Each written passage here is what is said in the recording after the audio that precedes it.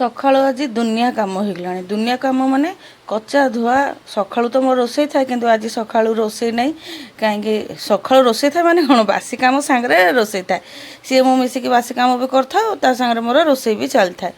Actually ସିଏ କହିଲେ କି ଆଜି ମୋର ଲଞ୍ଚ ବାହାରେ ଅଛି, ତ ମୁଁ କହିଲି ଯଦି ଲଞ୍ଚ ବାହାରେ କରିବ ତାହେଲେ ବ୍ରେକଫାଷ୍ଟ କ'ଣ ମାନେ ଦେବି। କହିଲେ ଥାଉ, ବ୍ରେକଫାଷ୍ଟ ବି ବନାଉନି। ମୁଁ କହିଲି ଠିକ୍ ଅଛି, ମାନେ ଯଦି ମାନେ ଇଚ୍ଛା କଲେନି, ଆମ କେଉଁଠି ନା କେଉଁଠି ମୋତେ ବି 2-4 ଦିନ ହେଲା ଦେହଟା ଭଲ ଲାଗୁନି। ତ ମୁଁ କହିଲି ଠିକ୍ ଅଛି, ଯଦି ମନା କରୁଛ ଥାଉ। ଆଉ ମୋ ପାଇଁ ଭଗବାନଙ୍କ ଦୟାରୁ ମାନେ ଖାଇବା ସବୁ ଅଛି, ଜାଣନ୍ତୁ। ଯେମିତିକି ମାନେ ବାସି ରୁଟି ଅଛି, ସିମେଇ ଉପମା କରିଥିଲି ଅଛି, ଗରମ ଭାତ କାଲିର ଡାଲି ତରକାରୀ ଭାତ ଅଛି, ପଖାଳ ବି ଅଛି, ମାନେ ଖାଦ୍ୟ ସବୁ ଅଛି। ସେ ଯେମିତି ମନା କଲେ, ମୁଁ କ'ଣ ମାନେ 2-3 ଜଣ ଖାଇଲା ଭଳିଆ ଖାଦ୍ୟ ଅଛି। ପଖାଳ ବି 2 ଜଣ ଖାଇଲା ଭଳିଆ ଅଛି, ଗରମ ଭାତ ଜଣକୁ ଅଧିକା ହେବ ଅଛି, ଆଉ ରୁଟି ସେମିତି 4-5ଟା ଭଳିଆ ଅଛି, ସିମେଇ ଉପମା ସେଇଟା ଜଣଙ୍କ ଭଳିଆ ଅଛି। ତ ଯାହା ବି ହଉ, ଭଗବାନ ଦୟାରୁ ଯାହା ଯେମିତି ଖାଦ୍ୟ ଅଛି, ସେ ଯେମିତି ମନା କଲେ, ମୁଁ କହିଲି ଠିକ୍ ଅଛି, ତାହେଲେ ଜଳଖିଆ ବି ବନଉନି ଆଉ। ତ ସେଠୁ ଭାବିଲି କି ଯଦି ଏଇସବୁ କାମ ନାହିଁ, କପଡ଼ା ଗୁଡ଼ାକ ଦୁନିଆ ରହିଲାଣି, ସେଗୁଡ଼ାକ କଚାକଚି କରିଦେବି। କାରଣ ଏ ବର୍ଷା ପାଇଁ ନା ମାନେ ବେଶୀ କପଡ଼ା କାଚୁନି, ଏତିକି କାଚୁଛି ଯେତିକି ଯଦି ବାଇଚାନ୍ସ ବି ବର୍ଷା ହେଲା ବାହାରେ ଶୁଖେଇଥିବି, ଘର ଭିତରେ ଯେମିତି ଗାଡ଼ି ଘରେ ତାର ବନ୍ଧା ହେଇଛି, ତ ସେଇ 2 ତାର ଭିତରେ ଯେତିକି ଶୁଖିପାରିବ ସେତିକି ହିଁ କାଚେ। ତ ବ୍ଲାଙ୍କେଟ୍ ଗୁଡ଼ାକ କେବେଠୁ କଚା ହେଇନଥିଲା, ଆଉ ବେଡ଼୍ରେ ବେଡ଼ସିଟ୍ ବି ଚେଞ୍ଜ କରିନଥିଲି। କାରଣ ଘରେ 2ଟି ଲୋକ, ଆଉ ଇଏ ତ ସକାଳୁ ଗଲେ ରାତିକି ଆସିଲେ, ଯାହା ଶୋଇଲା ବେଳେ ବିଛଣାକୁ ଗଲେ, ମୁଁ ବି ସେମିତି କେତେବେଳେ ଟିକେ ଖରାବେଳେ ଗଡ଼ିଲି, ନହେଲେ ସେଇ ରାତିକୁ। ତ ଏତେଟା ଆଉ ମାନେ ଫ୍ରିକ୍ୱେଣ୍ଟଲି ବେଡ଼ସିଟ୍ ଚେଞ୍ଜ କରୁନି। ନହେଲେ ପୁଅ ଥିଲାବେଳେ ସେ କ'ଣ ଓହନି, ସେ ବେଡ଼୍ ଏପଟ ସେପଟ ହେଉଥାଏ, ତ ବେଡ଼ସିଟ୍ ଗୁଡ଼ାକ ଜଲ୍ଦି ଗନ୍ଧିଆ ହେଇଗଲେ ଚେଞ୍ଜ କରିଦିଏ। ଖାଲି 2ଟା ଲୋକ, ସିଏ ବି ମୁଁ ଏକଲା, କେତେବେଳେ ବିଛଣା ଗଲି ତ ନାହିଁ, ସେଥିପାଇଁ ବେଡ଼ସିଟ୍ ଏତେ ଫ୍ରିକ୍ୱେଣ୍ଟଲି ଚେଞ୍ଜ କରୁନି। ଆଉ ଯାହା ବି ଚେଞ୍ଜ କରନ୍ତି ନ କରନ୍ତି, ବର୍ଷା ପାଇଁ ଏତେଟା ମାନେ ଚେଞ୍ଜ କରିବାକୁ ରାଜି ପାଉନି।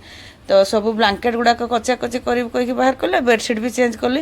ସତ କଥା କହିଲେ ସାଙ୍ଗମାନେ, ମାନେ ଘର ଗୋଟାକର କାମ ଗୋଟେ ପଟେ, ଆଉ ମୋତେ ବେଡ଼ସିଟ୍ ଚେଞ୍ଜ କରିବାର ଲାଗେ ମାନେ ଗୋଟେ ପଟେ ଯେମିତି ଭାରି କାଠିକର ପାଠ ଥାଏ। ଯେଉଁଦିନ ବେଡ଼ସିଟ୍ ଚେଞ୍ଜ କରିବାର ଥାଏ, ମୋତେ ଗୋଟେ ଟେନସନ୍ ଥାଏ, ମୋତେ ଯେମିତି ଲାଗେ ଗୋଟେ ଟାସ୍କ।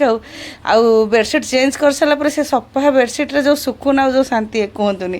ଆପଣମାନଙ୍କୁ ବି ସେମିତି ଲାଗେ କି ନାହିଁ କମେଣ୍ଟ କରିବେ ତ। ମାନେ ବେଡ଼ସିଟ୍ ଚେଞ୍ଜ କରିବା ପାଇଁ ଟିକେ କଷ୍ଟ ହୁଏ, କିନ୍ତୁ ବେଡ଼ସିଟ୍ଟା ଚେଞ୍ଜ କରିସାରିଲା ପରେ ସେ ବେଡ଼୍ରେ ଶୋଇବା ପାଇଁ କି ବସା ଉଠା କରିବା ପାଇଁ ଯେଉଁ ଶାନ୍ତି, ପୁରା ହାଲକା ହାଲକା ଲାଗେନି। ଯଦି ମୋ ସାଙ୍ଗରେ ଏକମତ କମେଣ୍ଟରେ ଜଣାଇବେ ତ, କି ହଁ ଆପଣମାନଙ୍କୁ ବି ସେଇଭଳିଆ ଫିଲ୍ ହୁଏ କି ନାହିଁ। ତ ଯାହା ବି ହଉ, ବେଡ଼ସିଟ୍ ଗୁଡ଼ାକ ଯାହା ଯେମିତି ସବୁ ମାନେ ବେଡ଼ସିଟ୍ ତ ଚେଞ୍ଜ କରିଦେଇଥିଲି ସକାଳୁ, କଚାକଚିରେ ବି ଦେଇଥିଲି। ଏବେ ବେଡ଼ସିଟ୍ଟା ପକାଉଛି। ମୁଁ ସବୁ ପିଲୋ କଭର୍ରେ ଡବଲ୍ ପିଲୋ କଭର୍ ଲାଗେ, ମାନେ ଭିତର ପିଲୋ କଭର୍ ମାନେ ପୁରୁଣା ପିଲୋ କଭର୍ ଦେଇଥାଏ, ଯାହାଫଳରେ କି ଯେଉଁଟା ମେନ୍ ପିଲୋର କଭର୍ ସେଇଟା ଗନ୍ଧିଆ ହେବନି, କାରଣ ସେଇଟା ତ ଖୋଲିକି ଆଉ କାଚି ପାରିବାନି ନା। ତ ସେଥିପାଇଁ ଡବଲ୍ କଭର୍ କରିଦେଇଥାଏ। ସବୁବେଳେ ତ ଉପର କଭର୍ଟା କଚା ହୁଏ, ଆଉ ମଝିରେ ମଝିରେ ମାନେ ଯେଉଁ ଭିତରେ ଯେଉଁ ପୁରୁଣା କଭର୍ଟା ଲଗେଇଥାଏ, ତାକୁ ବି କାଢ଼ିକି ଚେଞ୍ଜ କରିଦିଏ। ଏମିତି 2-3ଟା ତ ଘରେ ତ ଆମର ପୁରୁଣା କପଡ଼ା, ଆମମାନଙ୍କ ଘରେ ମାନେ ମିଡ଼ିଲ୍ କ୍ଲାସ୍ ମାନଙ୍କ ଘରେ କିଛି ଥାଉ ନଥାଉ ପୁରୁଣା କପଡ଼ା ଲତା ଦୁନିଆ ଥିବ। ତ ସେଇଭଳିଆ ପୁରୁଣା ପିଲୋ କଭର୍ ବି ଅଛି। କେତେବେଳେ କେଉଁଠି ପୋଛାପୋଛି ମାନେ ପୁରୁଣା କପଡ଼ା ଘର କରିକି ନିହାତି ଦରକାର। ତ ସେଇ ପିଲୋ କଭର୍ ଗୁଡ଼ାକ ମାନେ ଉପର କଭର୍ ଗୁଡ଼ାକ ଫ୍ରିକ୍ୱେଣ୍ଟଲି ଚେଞ୍ଜ ହେଉଥାଏ, ଭିତର କଭର୍ ଗୁଡ଼ାକ ମଝିରେ ମଝିରେ ଚେଞ୍ଜ କରିଦେଇଥାଏ। ସେଥିପାଇଁ 2ଟା ହିଁ ପିଲୋ କଭର୍ ମୁଁ ଲଗେଇଦିଏ। ପିଲୋ କଭର୍ରେ ମାନେ ପିଲୋରେ ପିଲୋ କଭର୍ 2-2ଟା କରିକି ଲଗେଇଦିଏ। ତ ସକାଳେ କପଡ଼ା କାଚିଲା ଭିତରେ କାଚି ଦେଇଥିଲି, ଗୋଟେ ଫାଷ୍ଟ ଲଟ୍ଟା କାଚିକି ଶୁଖେଇ ଦେଇଥିଲେ, ଆଉ ଗୋଟେ ଲଟ୍ ପକେଇଛି କି କରେଣ୍ଟ ପଳେଇଲା। 8ଟା ବେଳୁ ଯେଉଁ କରେଣ୍ଟ ଯାଇଥିଲା, ଏଇ ଟିକେ ଆଗରୁ ଆସିଲା। ତ ମୁଁ ବେଡ଼ସିଟ୍ଟା ଚେଞ୍ଜ କରୁଛି। ତା ଭିତରେ ମୁଁ ଜଳଖିଆ ଖାଇ ଦେଇଥିଲି। ଯେଉଁ ରୁଟି ଥିଲା ତାକୁ ଭାଜିକି ଟିକେ ରିଫାଇନ୍ ତେଲରେ ଭାଜିଦେଲି, ବାଦାମ ତେଲରେ ଅବଶ୍ୟ ଭାଜିଛି, ମୋତେ ବାଦାମ ତେଲରେ ବେଶୀ ଭଲ ଲାଗେ। ତ ମିକ୍ସଚର୍ ଆଉ ଟିକେ ଲଚ୍ଛା କରିକି ଖାଇଲି।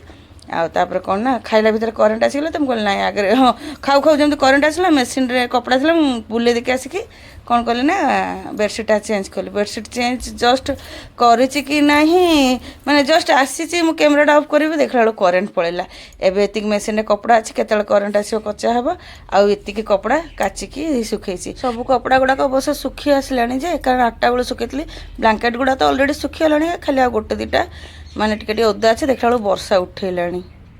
ବର୍ଷା ଉଠଉଛି କହୁ କହୁ କେତେ ଜୋରରେ ବର୍ଷା ପକାଇଲା, ମୋତେ ଲୁଗାପଟା ତୋଳିବାକୁ ଦେଲାନି। ପୁରା ଏତେ ଜୋରରେ ବର୍ଷା ପକାଉଛି। ଏତେ ଜୋରରେ ବର୍ଷା ପକାଇଲେ କପଡ଼ା ଗୁଡ଼ା ଭିଜି ଯିବନି ନା।